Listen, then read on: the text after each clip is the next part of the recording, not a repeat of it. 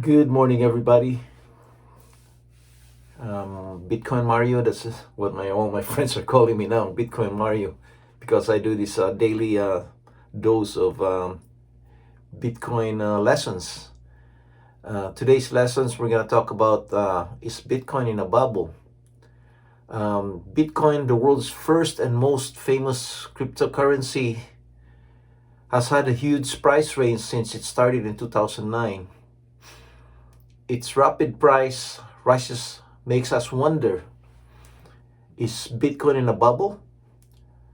Let's break down what a market bubble is, what's driving Bitcoin's price, and let's see if Bitcoin fits the bubble scenario.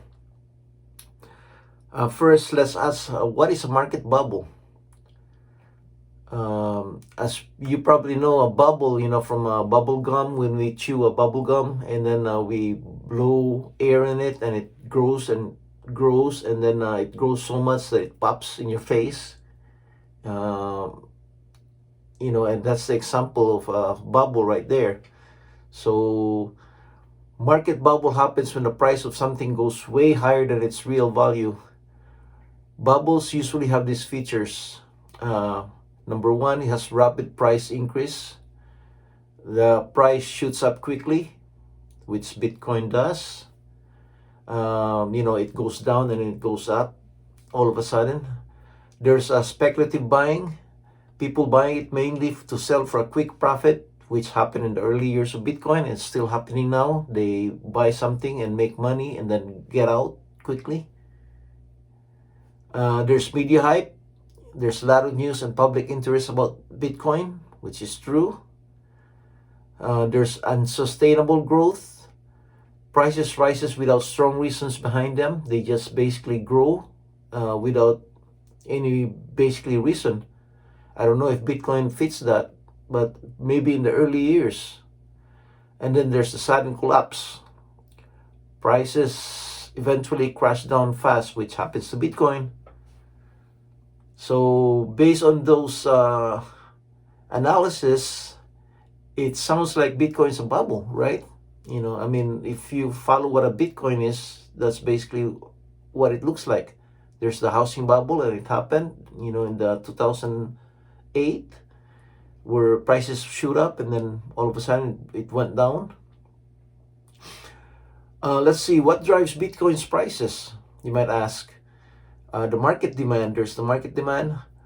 More people and institutions are buying Bitcoin that can push the price up, which is true. There's scarcity. There will only be 21 million Bitcoins, making them limited and valuable, which is true. That's basically Bitcoin is very scarce. There's only 1.7, I think, Bitcoin left to be mined from 21 million. There's the tech innovations. Improvement in the blockchain technology can increase Bitcoin's value. So there's some value behind tech. There's the tech innovation, which is the blockchain.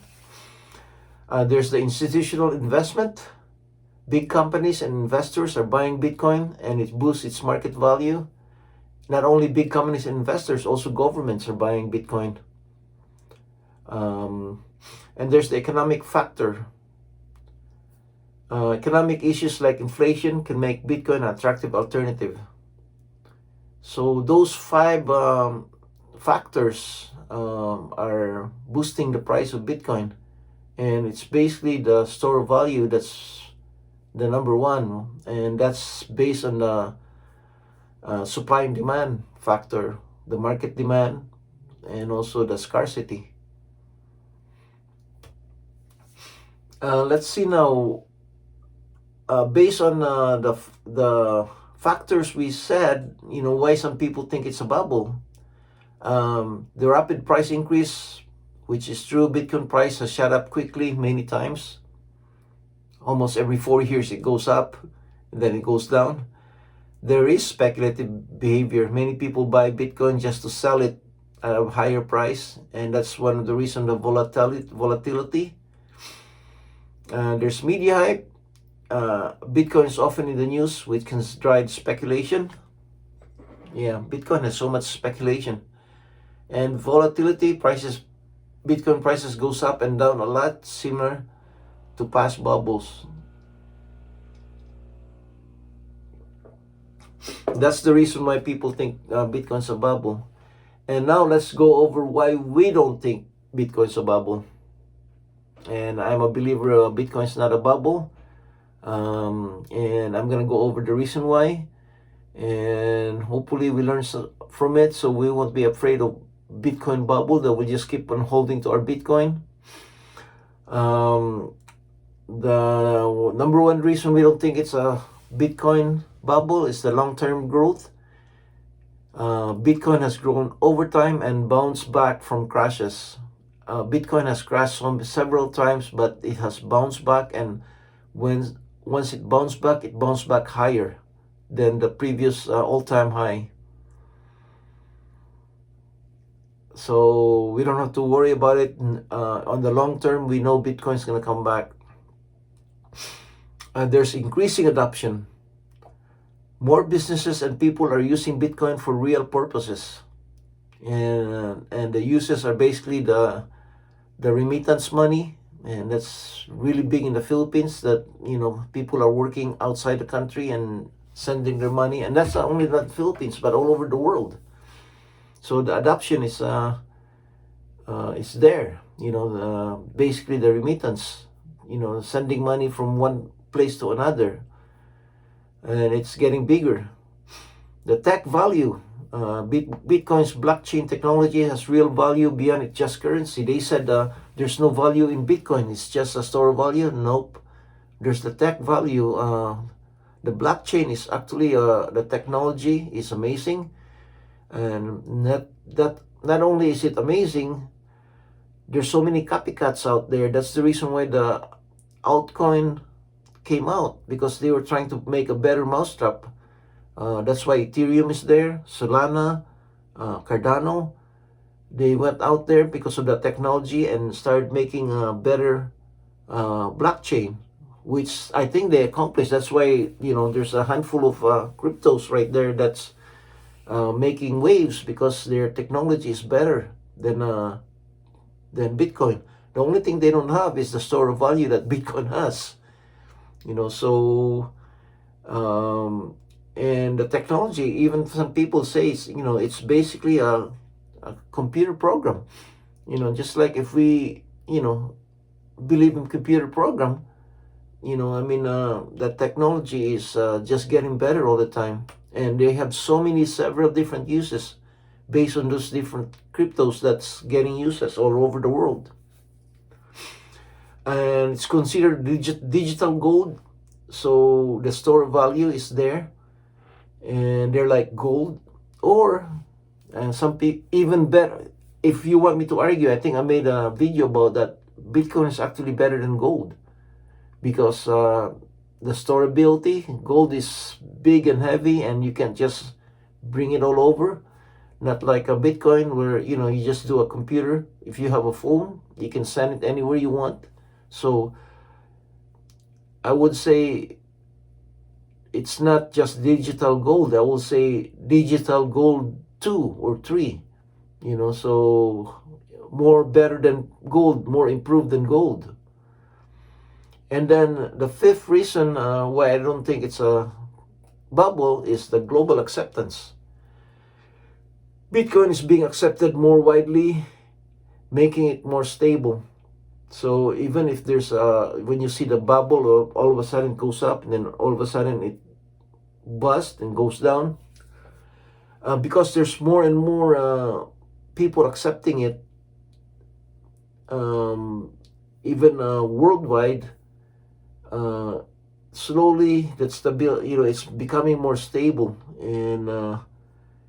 and that's one of the reasons why it isn't a bubble.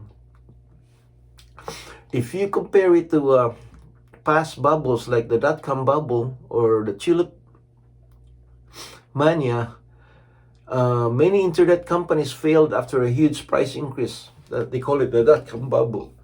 But Bitcoin has continued to grow and gain acceptance. So there's the difference there.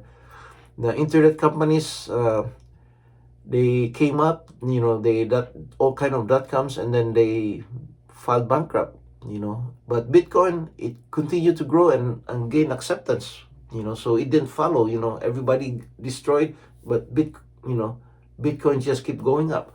And they call it the tulip mania, which a lot of anti-Bitcoin people kind of follow. In the 1600, tulip prices soared and crashed. Tulips had little value, and they said it has, it has value because, you can decorate your house with tulip, you can smell it, you can give it to somebody as a gift. Unlike Bitcoin, which offers significant technological and financial benefits, so Bitcoin is here to stay. Tulip, uh, compared to Bitcoin, has little value, but Bitcoin has a lot of technological and financial benefits to it. And the anti-Bitcoin people, they keep saying, it's like a tulip, but it's not. And because of the technology behind it.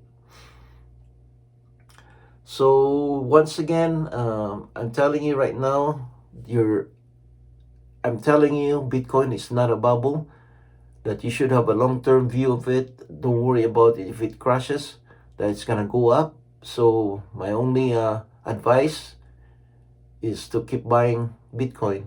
That's what I think. You don't have to take my advice. You have to do your own study, but you have to see it, and the only way to fight that is knowing how you have to have a long-term view of Bitcoin, and you have to hold on. And that's our lesson for today. I hope you learned something, and I'll see you guys tomorrow. Thank you.